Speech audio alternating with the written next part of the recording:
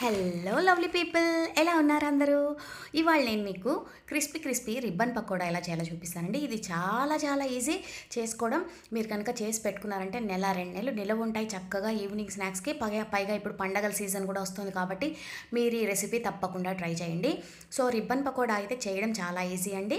గబగబా వీడియోలోకి వెళ్ళిపోదాం. చక్కచక్క చూసేయండి, టకటకా చేసేసుకోండి. మీకు కనుక నా వీడియోస్ యూస్ఫుల్గా ఉంటే తప్పకుండా నా ఛానల్కి సబ్స్క్రైబ్ చేసుకోండి. ఇప్పుడు మనం ఒక జల్లెట్లో 1 కప్పు బియ్యం పిండి తీసుకున్నాము. మామూలుగా స్టోర్లో కొనుక్కున్న బియ్యం పిండి అయినా ఓకే. ఒక 2 చెంచాల మంచి పప్పుల పొడి అండి. దీన్ని మనం మిక్సీలో వేసుకుని అది వేసుకోవాలి. 2 కప్పుల శనగపిండి, 2 స్పూన్ల మంచిపప్పుల పొడి, 2 కప్పుల శనగపిండి, 1 కప్పు బియ్యం పిండి వేసేసుకుని దీన్ని జల్లెట్లో వేసుకుని చక్కగా జల్లించేసుకోండి. దీంట్లో ఏమైనా చిన్న మట్టి ఇలాంటివి ఉంటే మనకి పైప్ చేసేటప్పుడు కష్టంగా ఉంటుంది కాబట్టి దాన్ని మనం ముందుగానే జల్లించేసుకుంటే చాలా బాగుంటుంది. ఇప్పుడు దీనికి రుచికి సరిపడా ఉప్పు, కారం వేసుకోండి. తర్వాత కాచిన నూనె ఒక 3 చెంచాలు వేసుకోండి. బాగా కాచాలండి నూనె, అది ఒక 3 చెంచాలు వేసుకోండి. ఇప్పుడు మనం దీంట్లో ఇంగువ వేసుకుని దీన్ని కొంచెం నీళ్లు పోసుకుని చక్కగా ముద్దలాగా కలుపుకోవాలి. ఈ ముద్ద కొంచెం మరీ లూజ్గా కాకుండా మరీ గట్టిగా కాకుండా కలుపుకోండి.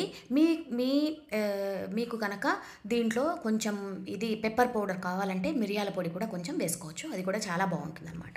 సో ఇప్పుడు మనం ఇది కలిపి పెట్టేసుకున్నాం కదా, దీన్ని మనం ఇలా రిబ్బన్ పకోడాలు చేసుకునే ప్లేట్ ఉంటుంది కదా, అది పెట్టి దీంట్లో మనం మొత్తం ఈ పిండిని నింపేద్దాం. ఇది చాలా పల్చగా ఉందండి. నా రిబ్బన్ పకోడాల ప్లేట్ అయితే చాలా పల్చగా ఉంది. మీది కనుక కొంచెం థిక్గా ఉంటే సైజు, మీరు దీంట్లో నువ్వులు జీలకర్ర కూడా వేసుకోవచ్చు.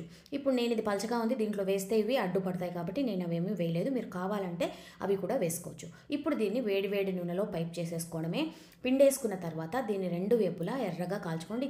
వేగడానికి ఎక్కువ టైం పట్టదు, శనగపిండి కాబట్టి కొంచెం తొందరగానే వేగిపోతాయి. మనకి ఇలా గోల్డెన్ బ్రౌన్ కలర్ వచ్చాక దీన్నైతే మనం తీసేసుకోవాలి. ఇవి ఏంటంటే నూనె మీడియం ఫ్లేమ్లో పెట్టుకోండి, హైలో పెట్టుకోకండి, సిమ్లో కూడా పెట్టుకోకండి. మీడియం ఫ్లేమ్లో ఉంటే ఇవి కరెక్ట్గా బాగా వేగుతాయి అనమాట. సో చక్కగా ఇలా 2 వైపులా వేయించేసి తీసి పక్కన పెట్టేసుకోవడమే. కరకరలాడుతూ చాలా టేస్టీగా ఉంటాయండి. ఇవి మనకి నిలవ కూడా ఉంటాయి కాబట్టి ఒకసారి కష్టపడి నెలకు ఒకసారి చేసేసుకుంటే పిల్లలకు కూడా ఈవినింగ్ స్నాక్స్కి ఇవ్వడానికి చాలా బాగుంటాయి. నెక్స్ట్ వీడియోలో మళ్ళీ మిమ్మల్ని కలిసేంత వరకు ఉంటామి. విజీ.